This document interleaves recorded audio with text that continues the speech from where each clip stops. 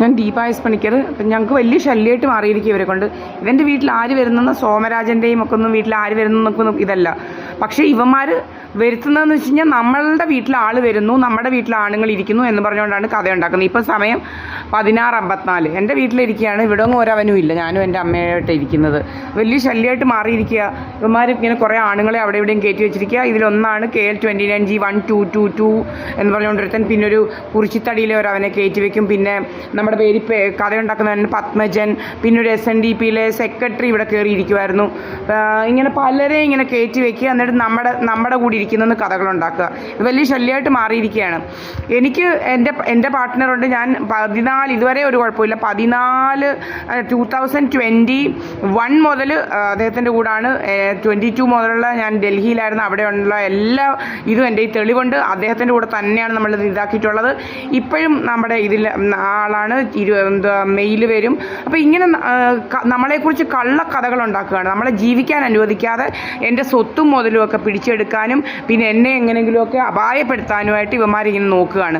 അതിൽ സോമരാജന് അവരുടെ വീട്ടുകാരെന്ന് വെച്ച് കഴിഞ്ഞാൽ ശ്രീലത, ഒരു വൃന്ദ, മോഹൻ സിംഗ്, ഇവരെല്ലാം ഉൾപ്പെടും. അതുപോലെ സുബ്രഹ്മണ്യൻ, അവനും അവൻ്റെ പെണ്ണുപിള്ളയും കുറേ ആൾക്കാരും ഇതിനകത്ത് ഉൾപ്പെട്ടിട്ടുണ്ട്.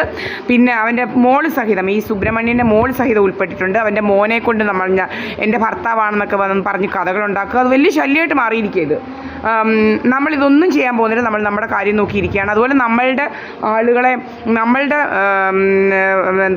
ആരെങ്കിലും നമ്മളെ ഇതാക്കാൻ വന്നാൽ അവരെ ബ്ലോക്ക് ചെയ്യുക, അങ്ങനെ പല പല വേലകളാണ് ഇവന്മാരുടെ കയ്യിൽ. പല രീതിയുണ്ട്. അവരുടെ കോൾ വരുത്താതിരിക്കുക, നെറ്റ്വർക്ക് ഇതാക്കുക, അങ്ങനെ പല ഇന്നും സംഭവിച്ചിട്ടുണ്ട്. നെറ്റ്വർക്ക് ഇല്ലാതാക്കുക, നമ്മൾ വിളിച്ചാൽ കിട്ടാതിരിക്കുക, ഇങ്ങനെയൊക്കെ പല വേലകളാണ് ഇവന്മാരുടെ കയ്യിൽ. നമ്മളിതെല്ലാം ഇപ്പം ഇടുന്നുണ്ട്. ഉടനെ നെറ്റ്വർക്ക് കളയുന്നതും എല്ലാം ഇടുന്നുണ്ട്. ഇങ്ങനെ വലിയ ശല്യമായിട്ട് മാറിയിരിക്കുക. നമ്മുടെ കാര്യങ്ങൾ ഇവന് തീരുമാനിക്കണം, എന്നിട്ട് നമ്മുടെ സ്വത്തും മുതലും അടിച്ചെടുക്കണം എന്നുള്ള ഉദ്ദേശത്തോടെയാണ് ഇവൻ ഇതെല്ലാം പ്രവർത്തിക്കുന്നത്. ഈ സോമരാജൻ എന്ന് പറയുന്നവനും കൂട്ടരും. ഇതിൽ രാജമ്മ എന്ന് പറയുന്നവളും അതുപോലെ പ്രീത എസ് പണിക്കർ ഉൾപ്പെട്ടിട്ടുണ്ട്. ഇവർക്ക് നല്ല രീതിയിലുള്ള ജോലിയുടെ കൂട്ടത്തായുടെ കൂട്ടുള്ള സ്വഭാവമാണ്. ഇവളുമാർ എന്തും ചെയ്യും. ഇവളുമാർ ഇങ്ങനെ നടക്കുകയാണ് ഹണി ട്രാപ്പുമായിട്ടും അതും ഇതുമൊക്കെ ആയിട്ട് നടന്ന് ഇങ്ങനെ ആളുകളെ പിടിച്ചിട്ട് ഇങ്ങനെ കൊല്ലുക, തിരിയുക, ഇതൊക്കെയാണ് ഇവരുടെ ജോലി. ഇതുപോലെ തന്നെ ഈ പ്രീത എസ് പണിക്കർ എന്ന് പറയുന്നവൾ കല്യാണം കഴിച്ചൊരു പാമ്പിടിച്ചൊരു തമിഴുണ്ടായിരുന്നു. അവനെ എല്ലാം നിങ്ങൾക്ക് അന്വേഷിക്കാം. അവൻ മരിച്ചെന്നാണ് പറയുന്നത്. പക്ഷേ അവനെ കെട്ടി തൂക്കിയതാണ്, കൊന്നിട്ട്. ഫിനാൻഷ്യൽ ക്രൈസിസ് എന്ന് പറഞ്ഞുകൊണ്ട് ഇതുപോലെ ലോണം അതും ഇതും എന്നൊക്കെ, ലോൺ ആപ്പൊക്കെ ഉണ്ടല്ലോ ഇപ്പോൾ, അതുപോലെ കുറേ കള്ളത്തരങ്ങൾ ഇവന്മാരുടെ കയ്യിലുണ്ട്. ഇതെല്ലാം ഇവരുടെ ജോലി. ഇങ്ങനെയൊക്കെ ആൾക്കാരെ ഇതാക്കുക, കൊലയുമായിട്ട് നടക്കുക. വലിയ ശല്യമായിട്ട് മാറി. ഇനി പാമ്പിനെ കൊണ്ടുവന്ന് നമ്മളെ കടിപ്പിക്കും. അതാണ് ഇനി അടുത്തത്. അങ്ങനെ